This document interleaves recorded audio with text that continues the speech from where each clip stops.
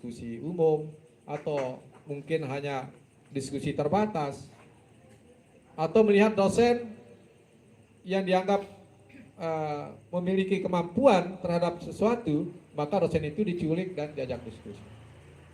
Ruang-ruang itu hilang di dalam kampus. Saya seringkali melihat kalau anak-anak mahasiswa itu demo, itu nggak punya dasar yang kuat secara akademik. Karena orang demo itu sebenarnya penuh dengan analisis. Jadi begitu dia menghentakkan orasinya, maka orasi itu harus dipertanggungjawabkan secara akademik. Sehingga ketika dia berdialog dengan anggota DPR dan eksekutif, dia mampu mempertahankan apa yang dia sampaikan. Nah ini kali kalau demo itu saya lihat, wah ini kayaknya kasih gado-gado selesai nih anak. Dan saya adalah orang paling kurang senang melihat mahasiswa kalau demikian. Karena saya dulu juga pernah seperti itu. Lama seperti itu. Jadi mahasiswa itu yang hilang. Kemauan belajarnya itu terbatas di HP saja.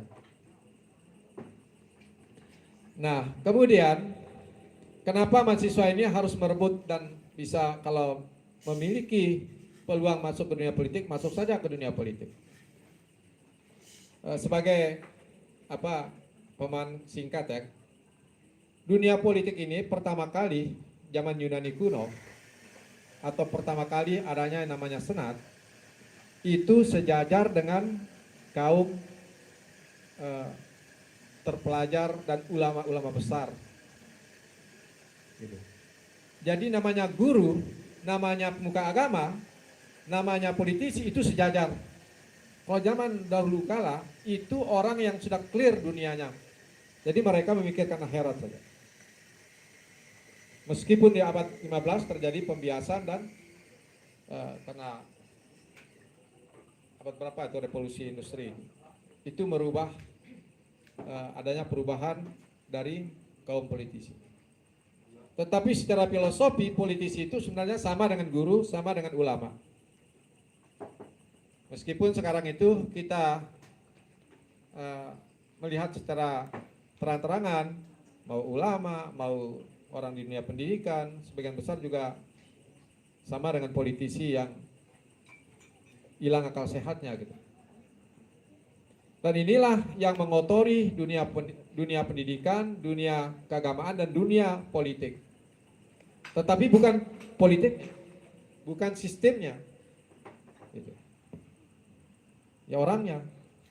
Saya kira itu ya. Terima kasih. Kalau ada yang lain silakan ditanyakan. Oke, bisa diterima. Beri aplaus dulu untuk penjelasan dari beliau. Ya, tetap semangat ya. Ini malam minggu, besok kan libur. Ya, tadi pada intinya ya, beliau memberikan sesuatu itu dengan ikhlas. Bahkan ada beberapa mahasiswa dan dosen yang tidak diketahui namanya telah diberikan haknya mereka untuk melanjutkan studi pendidikan. Jadi kalau bahasa Rasulullah SAW itu, saya kutip sedikit itu, khairun nas anfa'uhum linnas. Jadi sebaik-baik manusia itu adalah yang bermanfaat untuk manusia lainnya. Oke, tepuk tangan. Ada yang lain? Tambah satu lagi. Sesen pertama, satu orang. Ayo angkat tangan. Adik-adik mahasiswa itu harus berani ya. Ayo, siapa dari Unsa? Ya. Dari Unsa. Ayo, bisa ambil mic ke depan. Atau mahasiswanya langsung ke depan saja ya. Ini ada mic kita sediakan untuk bertanya ya. Ya, baik. Sebelumnya perkenalkan saya Ardiansa dari Universitas Samawa. Di sini saya ingin bertanya sedikit mengenai anggaran ya Pak. Anggaran pendidikan. Nah, kebetulan kami ini atau saya ini juga tergabung dalam organisasi NGO Pak. Di mana organisasi ini mendobrak pintu-pintu perubahan Pak. Baik di rangkum Pak. Nah, kebetulan kami akan mengadakan kegiatannya nanti di bulan Oktober Pak, pas hari Sumpah Pemuda.